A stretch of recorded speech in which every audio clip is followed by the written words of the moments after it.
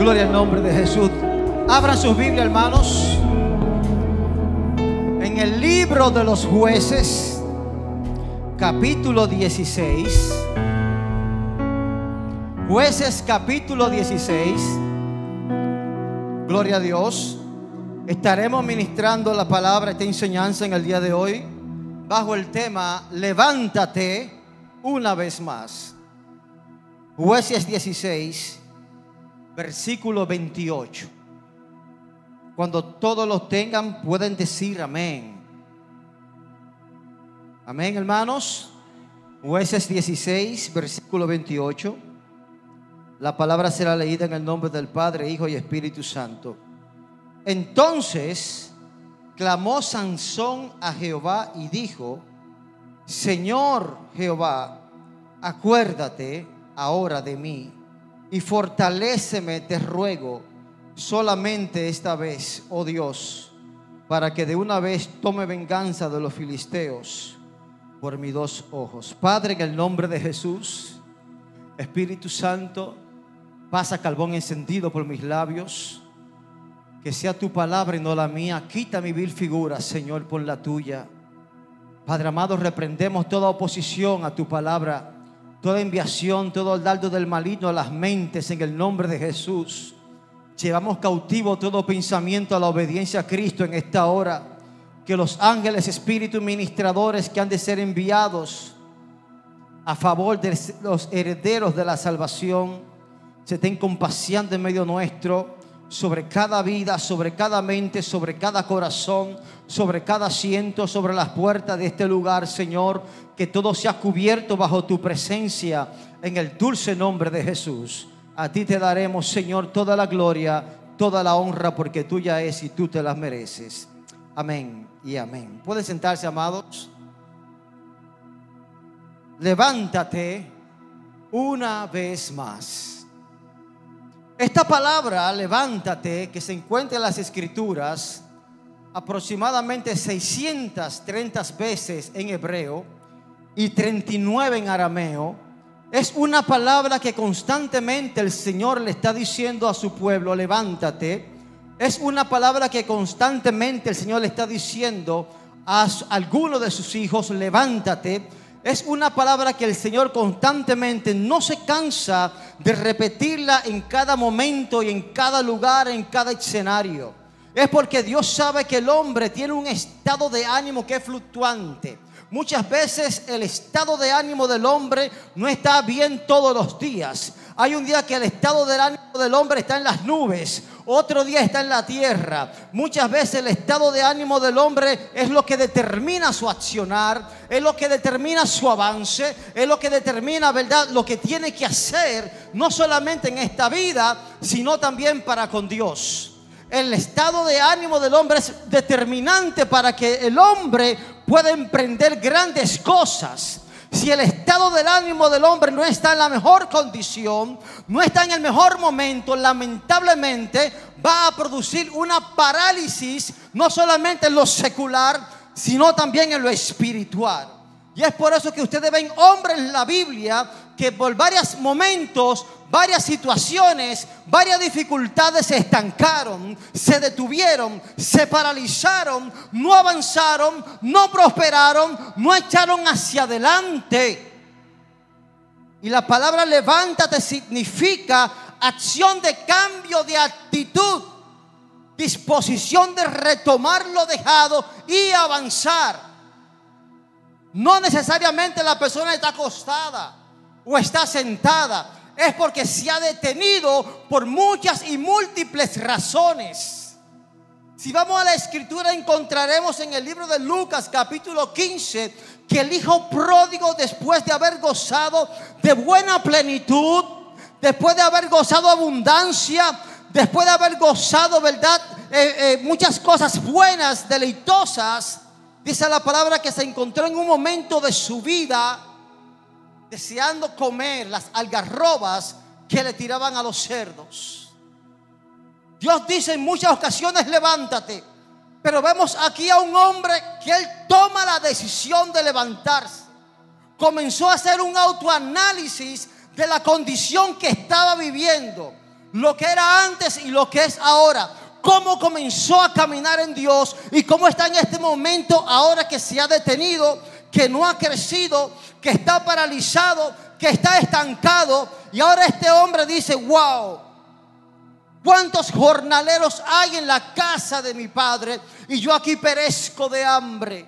Me levantaré e iré a casa de mi padre y le diré: Padre mío, perdóname porque he pecado contra el cielo y contra ti. Ya no soy digno de ser llamado tu hijo. Hazme como a uno de tus jornaleros.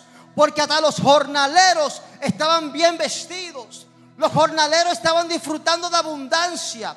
Los jornaleros estaban disfrutando de plenitud. Y el hijo, que era hijo, no le estaba disfrutando, porque se había desviado del camino, se había separado de la casa del Padre donde había abundancia. Y si tú te separas de la casa del Padre donde hay abundancia, vas a comenzar a experimentar escasez en tu vida espiritual. Vas a comenzar a experimentar tantas necesidades espirituales en tu vida, que son las que llenan el vacío del hombre. Porque nada en esta tierra, ni riqueza, ni casa, ni aviones, ni dinero, ni prosperidad, pueden llenar el vacío que Dios te da. Por lo tanto, tienes que levantarte y tomar una decisión de servir a Cristo. También en la Escritura hay un pasaje en la Biblia que nos enseña que había una mujer que estaba padeciendo una situación de enfermedad.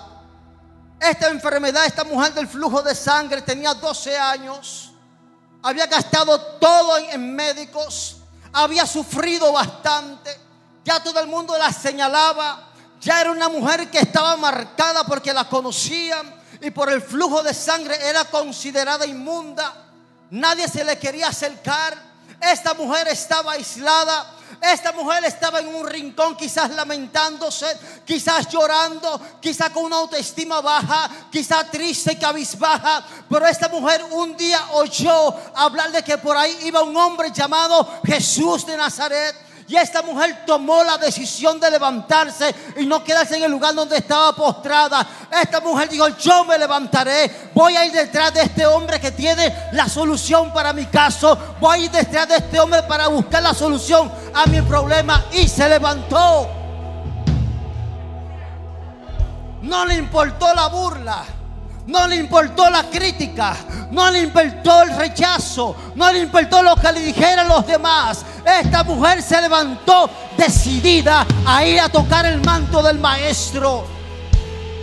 Y pueden estar seguros, hermanos, que esta mujer estaba experimentando debilidad física en su cuerpo. 12 años derramando sangre no es fácil. Mareos, a lo mejor se caía en algunos momentos. Pero cuando esta mujer se levantó, dice la palabra que detrás de Jesús iba una gran multitud y la apretaba. Ahora esta mujer, viendo el obstáculo que tenía en presente, Jesús rodeado de gente, comenzó a abrirse paso entre la multitud. Comenzó a reempujar a todo aquel que le quedaba al lado, porque esta mujer tenía, verdad, una encomienda que era tocar el manto del maestro. Y a lo mejor cuando alguien la veía, la reempujaba: échate para atrás. A lo mejor otros la tumbaban en el suelo y le pisaban la mano. Pero esta mujer se levantaba y decía: yo tengo que tocar el manto del maestro. Yo no me voy a quedar en este lugar postrada con esta condición.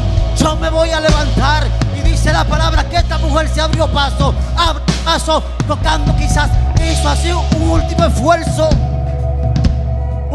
esfuerzo, y tocó la orilla del manto del maestro. Y dice la palabra que de Jesús salió poder. Y dice Jesús: ¿quién me ha tocado? Alguien me tocó.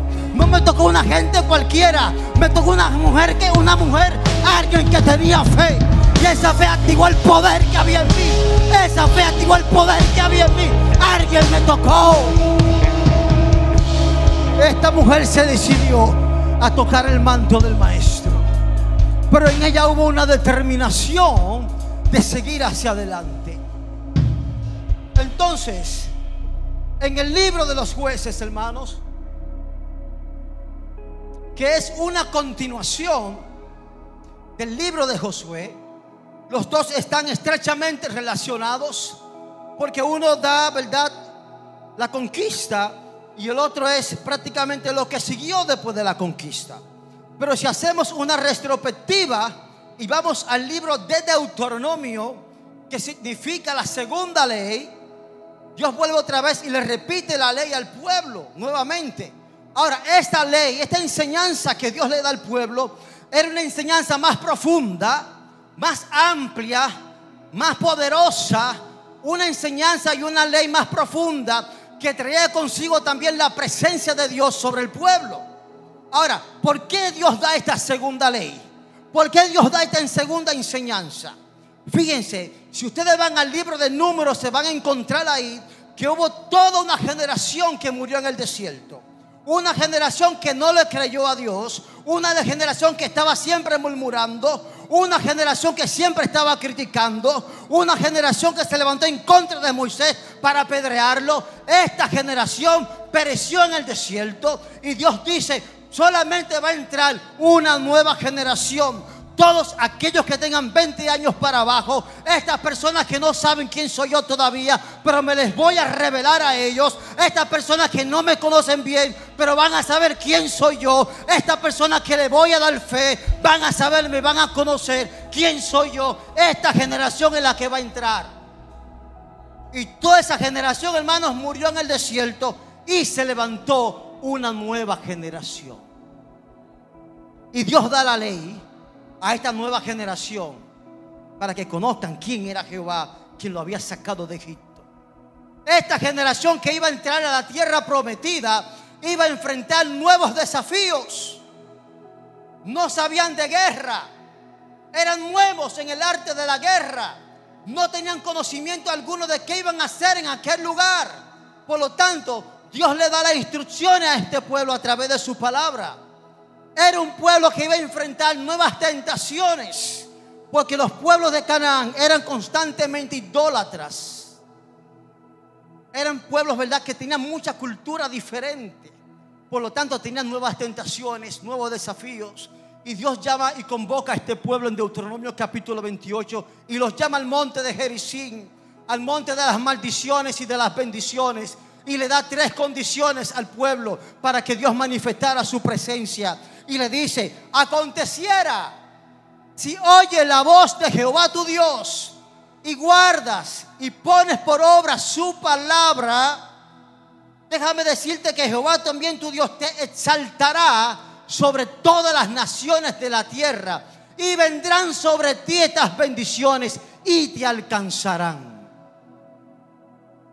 Oiga lo que le está diciendo Dios al pueblo: si andas conforme a mi palabra, no importa donde tú te encuentres, allá mi bendición te va a alcanzar.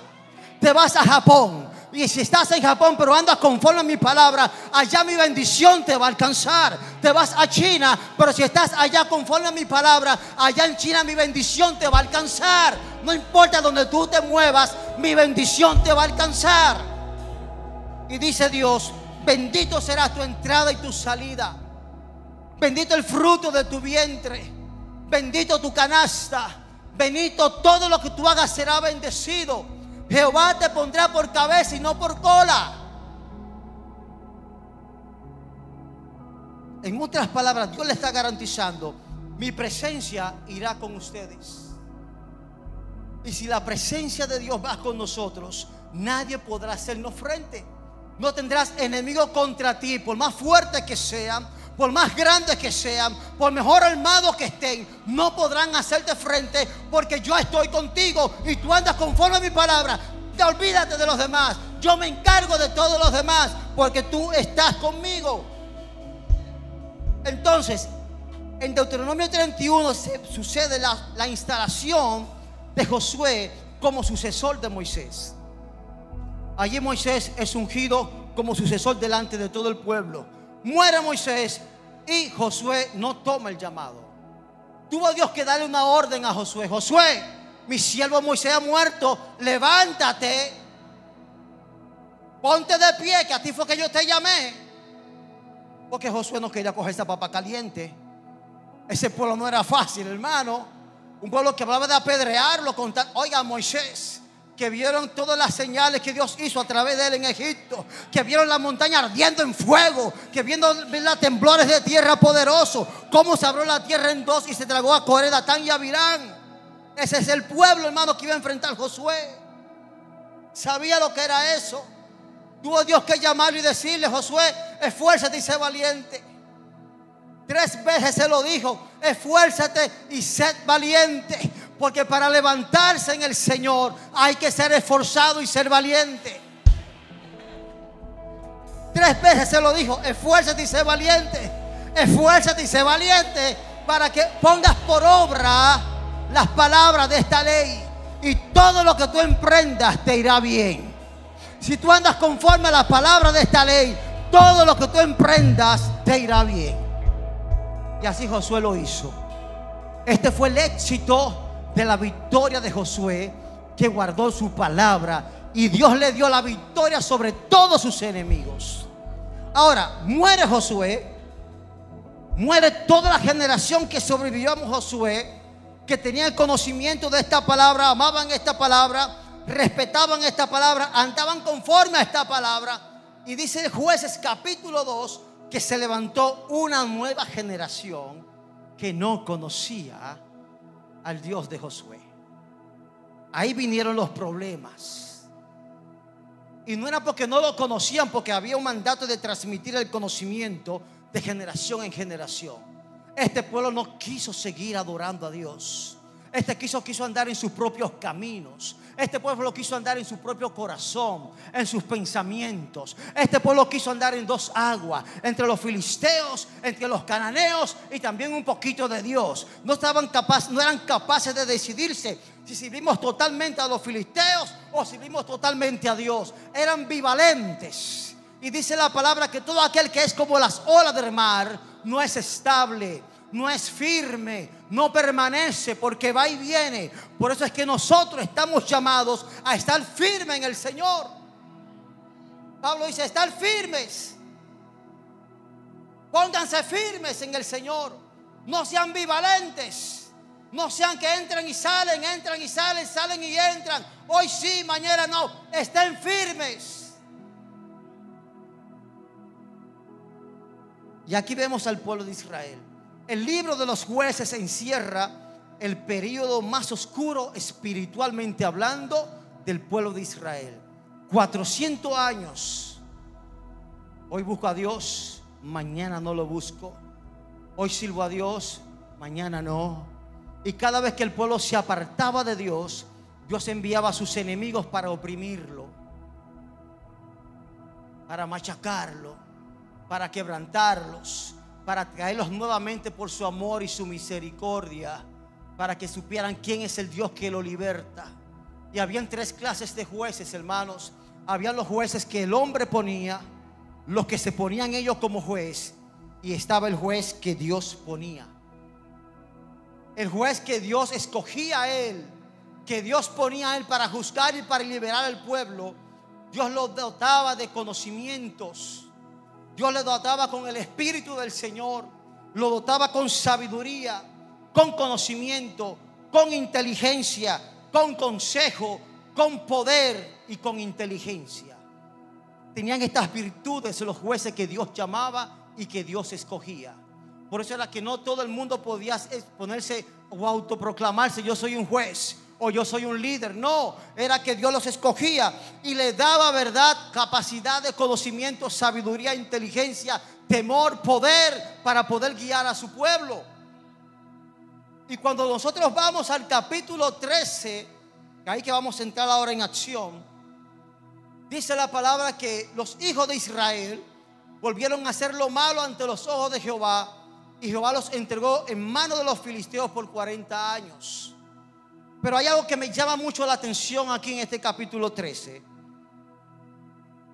Y que cuando siempre Dios entregaba al pueblo de Israel en manos de los filisteos, el pueblo clamaba y Dios lo liberaba. Se repitió este acontecimiento en varias ocasiones. El pueblo pecaba, Dios lo mandaba a los filisteos, los madianitas, los oprimían. El pueblo se humillaba y Dios lo liberaba. Pero aquí vemos que el pueblo duró un espacio de 40 años y el pueblo no clamó, pero Dios sí se determinó a liberarlo. ¿Qué es lo que pasa aquí? El pueblo se había acostumbrado a estar con los filisteos, una convivencia. El pueblo estaba, ¿verdad?, relax, estaba esclavo, pero se había acostumbrado a estar con los filisteos. Pero el número 40 en las escrituras es un periodo de cambio. Cambio. Moisés duró 40 años en el palacio, después duró 40 años en el desierto y después duró 40 años en la presencia del Señor. Noé duró 40 días bajo el diluvio en el arca para que la tierra fuera purificada. Elías duró 40 años en la cueva y cuando salió de ahí salió lleno de la presencia de Dios. Jesús duró 40 días en el desierto y cuando termina el desierto dice la palabra que volvió en el poder del Espíritu.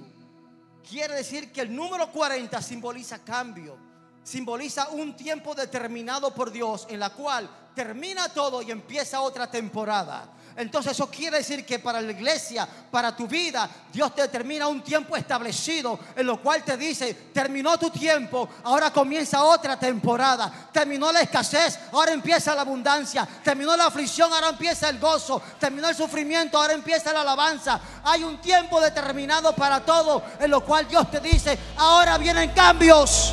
Ahora vienen cambios para tu vida. Hay cambios, hermanos, para tu vida. Si estabas cómodo espiritualmente hablando, prepárate, que Dios va a comenzar a sacudirte la comodidad espiritual para llevarte a otro nivel en el espíritu. Pero vienen cambios. Y dice la escritura que Dios escoge a una mujer que era estéril. Es decir, Dios comienza a glorificarse de lo imposible haciendo lo posible. Lo que para ti era posible, que quizás tú no tenías fuerzas, Dios comienza a darte fuerzas. De la noche a la mañana tú sientes en tu interior un espíritu que entra dentro de ti y te sientes con un ánimo diferente. Esto fue el Espíritu Santo que comenzó a producir un cambio en tu vida, en la cual tienes que moverte en esa dirección, en la cual tienes que seguir esa dirección del Espíritu, porque eso no es tuyo, eso vino de Dios. Y dice la palabra que Sansón fue escogido por Dios, cuyo nombre significa como el sol. Un nacimiento sobrenatural, un nacimiento milagroso, un nacimiento poderoso, un nacimiento extraordinario, pero que Dios le escogió desde el vientre de su madre para que fuera nazareo, es decir, apartado, consagrado. Y la palabra consagración quiere decir renunciar al pecado, buscar la voluntad de Dios, dedicarse a la oración y a la lectura de la palabra, hacer la voluntad de Dios, servir a Dios, servir a los demás. Eso es lo que significa la palabra consagración. Y Sansón fue consagrado desde el vientre de su madre para esta labor que Dios le había escogido, para que fuera juez de Israel. Ahora todos nosotros hemos sido separados del mundo. Ahora Dios nos está diciendo: tiene que consagrarse para mí. Tiene que consagrarse para mí. Tiene que dejarse de estar en la orilla, porque en la orilla tú no vas a disfrutar de las cosas que yo te tengo para ti.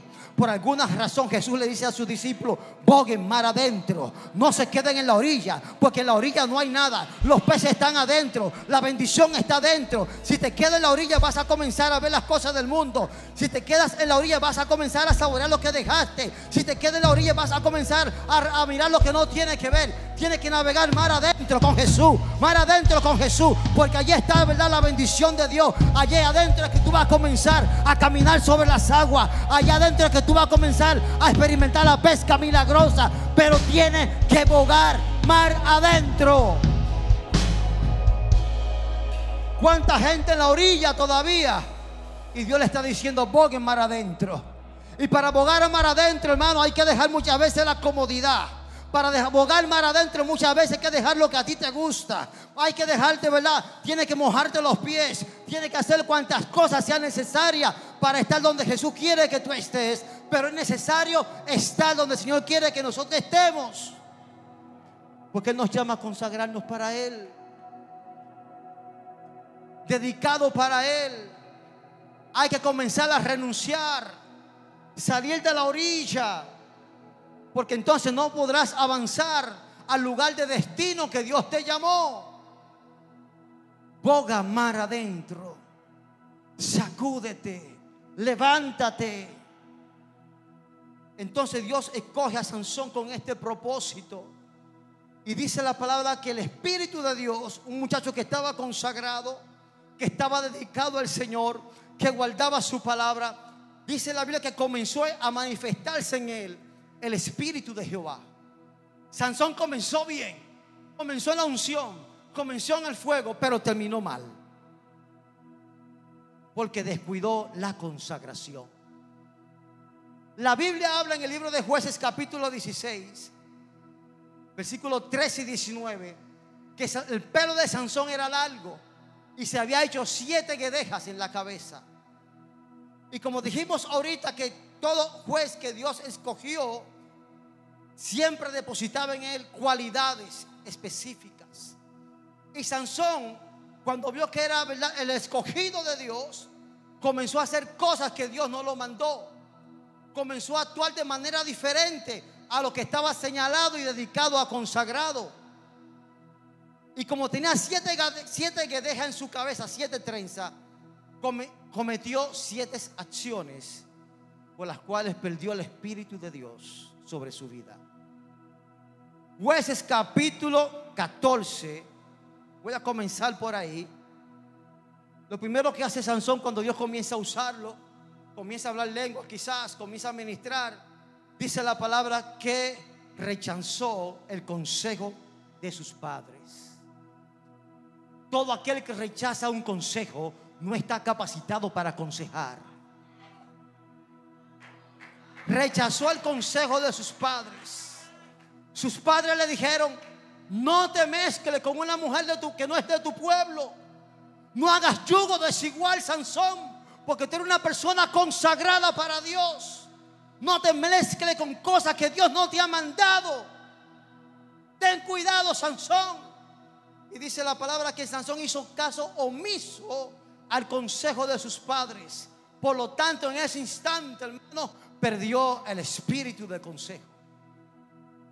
Porque dice la palabra, hermanos, que el Espíritu de Jehová no se apartó de la noche a la mañana. Fue un proceso en el cual se apartó el Espíritu de Jehová sobre Sansón.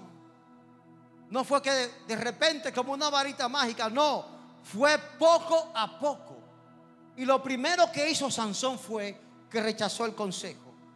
Número 2, Sansón hizo un acto de ostentación. Yo tengo la revelación y propuso un enigma. Los jueces no estaban para proponer enigma, estaban para liberar al pueblo y para juzgar a su pueblo.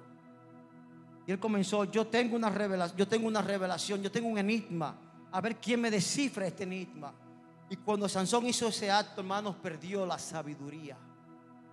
Fíjense que después de ahí Sansón más nunca volvió a proponer otro enigma, más nunca. Y no solamente eso, también había un mandato que estaba establecido, que un juez, una persona nazareo, no podía tocar un muerto. Y él tocó el cuerpo de un león que estaba muerto. Tocó algo inmundo para él. Y si tú estás consagrado, no puedes tocar lo inmundo. Tienes que apartarte de lo inmundo. Y apartarse para Dios cuesta, pero vale la pena. Es lo mejor para tu vida. Sansón, cuando la mujer que tenía, hermano, se la dan a su amigo, cometió un acto de venganza. Se vengó Sansón, tomó una ira y no santa. Y dice la palabra que le prendió fuego a los viñedos. Hizo una estrategia con una zorra que cazó. ¿Y sabe qué pasó con eso? Que con esa acción Sansón perdió la inteligencia. Otro espíritu de Dios sobre él. Lo fue perdiendo uno por uno. Otro acto que cometió Sansón, dice la escritura en Jueces capítulo 16, que se llegó a una mujer ramera. Oiga esto, hermanos. Perdió el temor.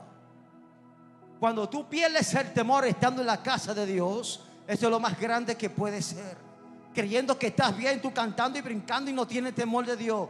Ten cuidado con esto, hermanos, porque está siendo cauterizado. Perdió el temor Sansón. Ya nada le daba lo mismo. Como Sansón se fue degradando poco a poco. También Sansón cometió un acto de desorden. Cuando estaba durmiendo con la ramera, dice la palabra que a la medianoche se levantó y cogió las puertas de la ciudad y se le echó en los hombros y salió por ahí con su puerta. Usó mal el poder. El poder no es para mal utilizarlo. El poder es para administrarlo conforme a la voluntad de Dios. Usó mal el poder, usó mal la unción, usó mal lo que Dios le había entregado en sus manos. Tienes que ser administrador de lo que Dios te da. Sea mucho, sea poco, tienes que saber usar lo que Dios te ha dado. Perdió el poder Sansón. Fíjense que lo perdió. ¿Saben por qué? Porque que al final no pudo hacer nada. Hizo un acto de engaño y de mentira. El consagrado hablando, engañando y haciendo mentira. Y yo hablo en lengua y engañando y hablando mentira. Pero ¿cómo así? ¿Qué lengua es esa? Yo quiero saber qué lengua es esa. Si tú engañas, dices una cosa por otra, habla mentira, tú no estás hablando ninguna lengua, hermano. Tú estás en la carne hace rato. Los consagrados no hablan mentira. Los consagrados no mienten. Los consagrados dicen la verdad, cueste lo que les cueste. Aunque les cueste el trabajo, aunque les cueste dinero, dicen las cosas como son.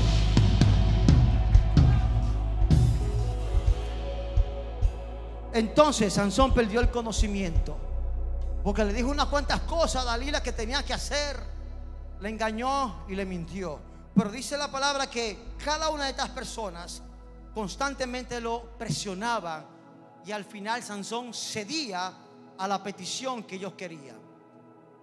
Y por último, con esta va en la número 6, Sansón tuvo un acto de adormecimiento en las rodillas de Dalila. Se doblegó en las rodillas, símbolo de fuerza.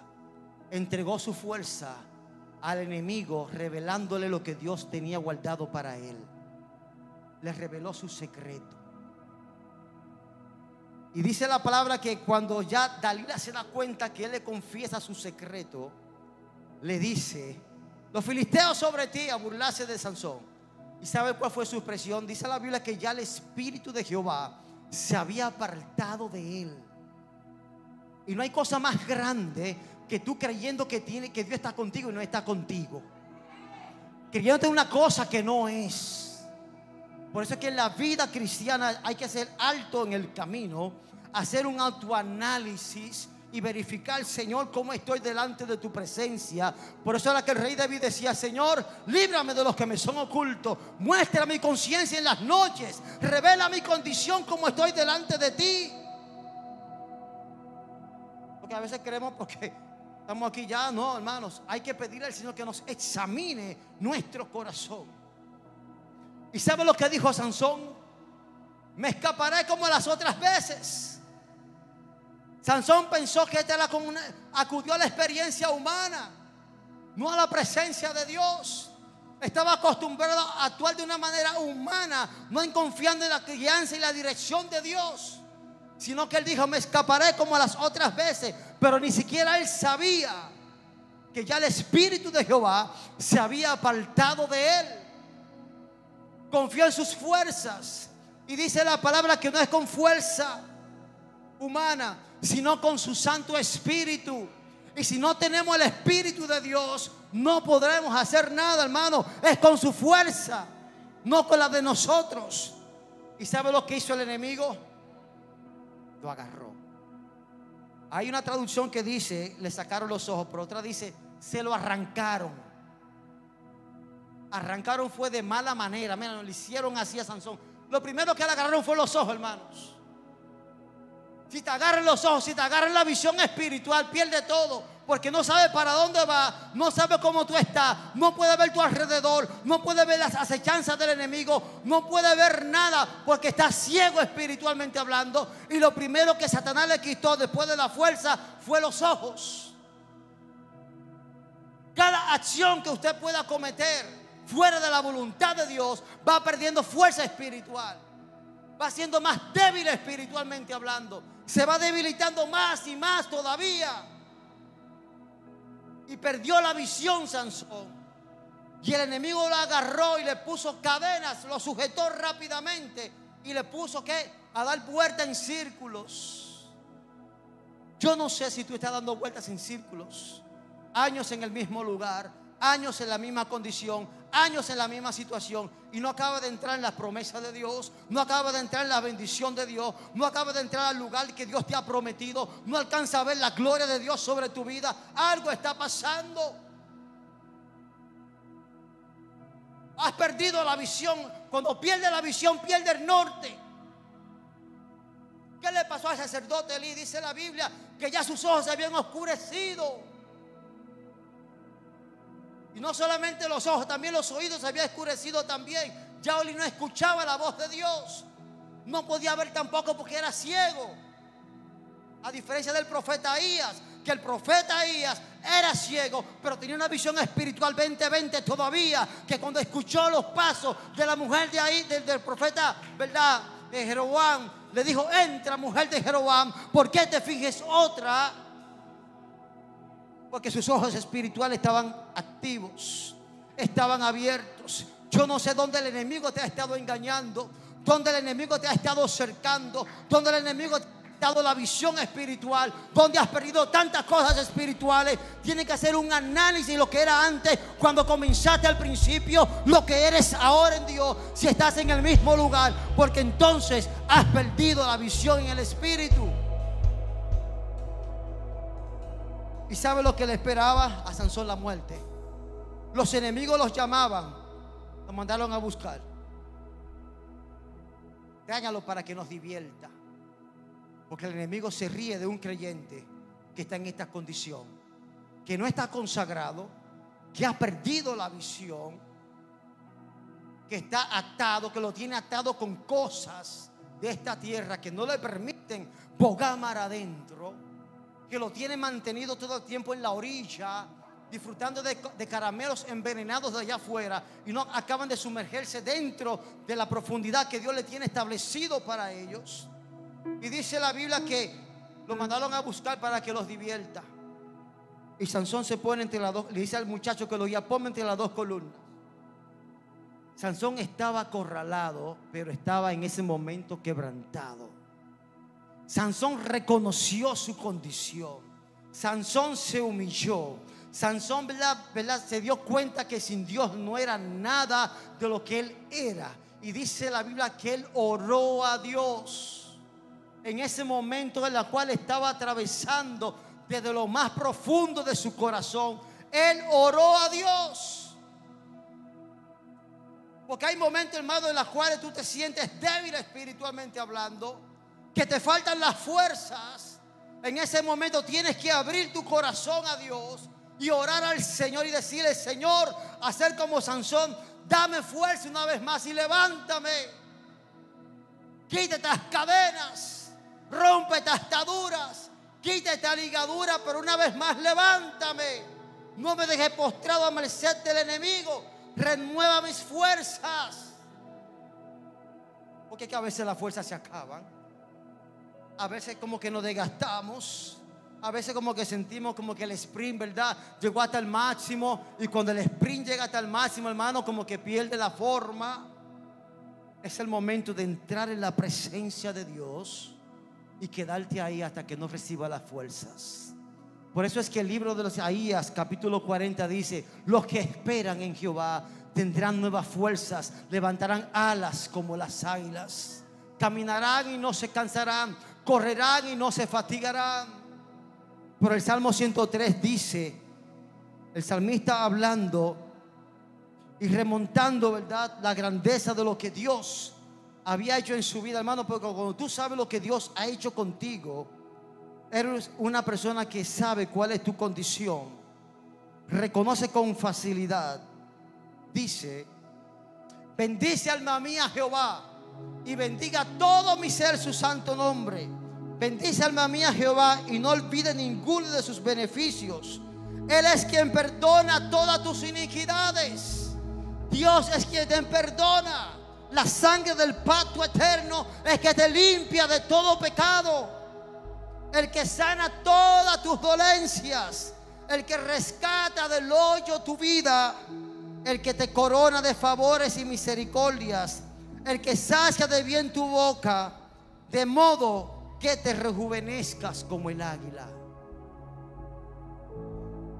Tienes que rejuvenecerte como el águila.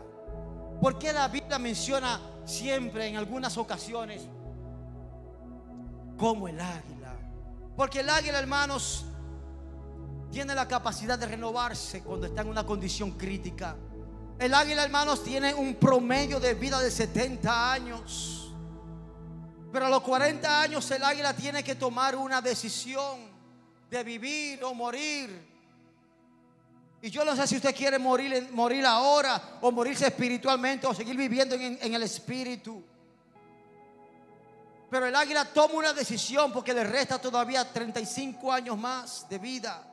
¿Y sabe lo que hace el águila cuando sienten que sus plumas están pesadas, que su pico está encorvado, que ya no puede cazar la presa para alimentarse, para comer, para sostenerse? Y cuando ya tú no puedes comer espiritualmente hablando, cuando ya tú no puedes alimentarte con el pan de la palabra, cuando ya tus uñas no pueden agarrar lo que tú te comes tampoco, es tiempo de una renovación. ¿Y sabe lo que hace el águila? Hace un último vuelo, no importando lo que le cueste.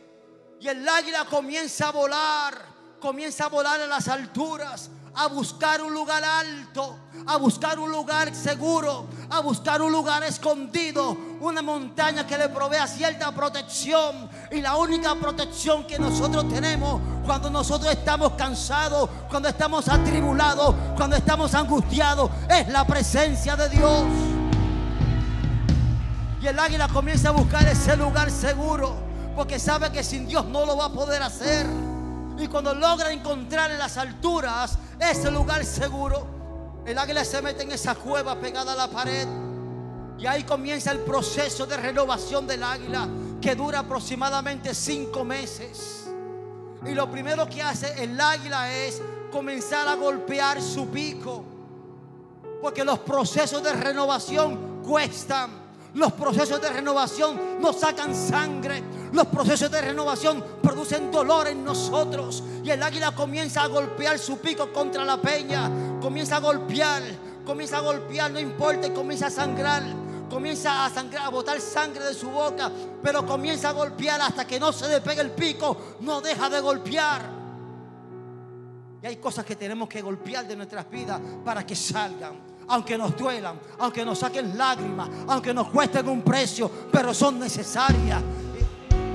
Y cuando el águila comienza, ¿verdad?, que logra desprender ese pico, comienza a crecer un pico nuevo. Y espera pacientemente ahí. El águila no tiene prisa. Sabe que lo único que le queda es hacer, renovarse en Dios, levantarse en el Señor una vez más. Porque los tiempos que estamos viviendo son difíciles, son peligrosos. Los ataques del enemigo se van a multiplicar, van a crecer en contra de nosotros, la iglesia. Y tenemos que estar renovados en el Señor. Y cuando ya el pico le crece al águila, ¿sabe lo que hace? Comienza a arrancarse las uñas. Esto no me sirve para nada. Hay que arrancar cosas de nuestras vidas que no nos sirven para nada. Van a producir dolor, pero hay que hacerlo. No importa lo que sea, pero hay que renovarse en el Señor. ¿Y sabe lo que hace después que se arranca las uñas? Se comienza a arrancar todas las plumas, una por una. Y comienza el águila ahí pacientemente. Comienzan a crecer plumas nuevas, uñas nuevas. Y cuando ya el águila está lista, abre sus alas y puede volar 40 años más.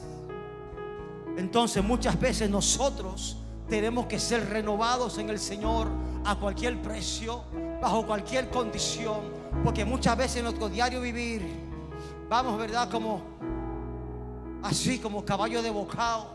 Pero hay momentos que tenemos que escondernos en la presencia de Dios para que Dios nos renueve y nos diga qué tenemos que hacer. para que Dios nos quite las cargas que hemos acumulado en el camino, para que Dios nos quite tanto peso que nos agobia, para que Dios nos quite tantas cosas que afectan nuestra vida, en nuestro diario vivir, que hemos subido arriba de nosotros, cosas que afectan nuestras emociones, cosas que afectan nuestro ministerio, cosas que afectan nuestro llamado, cosas que afectan nuestro diario vivir, cosas que afectan nuestras relaciones en la casa, en el hogar, en el trabajo, donde quiera que estén. Tenemos que ser renovados y comenzar a sacar esas cosas. Por eso Dios le dice: renuévate como el águila una vez más, levanta tus alas y comienza a volar ahora a la presencia de Dios. Si viene una tormenta, vuela por encima de la tormenta, pero busca ese lugar seguro, busca ese lugar seguro que es mi presencia. Ahí te voy a renovar, ahí te voy a dar nuevas fuerzas. Pero no te quedes en el lugar donde estás viendo las mismas cosas. ¿Cuántos quieren ser renovados en el Señor? ¿Cuántos quieren que Dios levante nuevas fuerzas en su vida? Yo lo quiero. Ponte de pie, iglesia.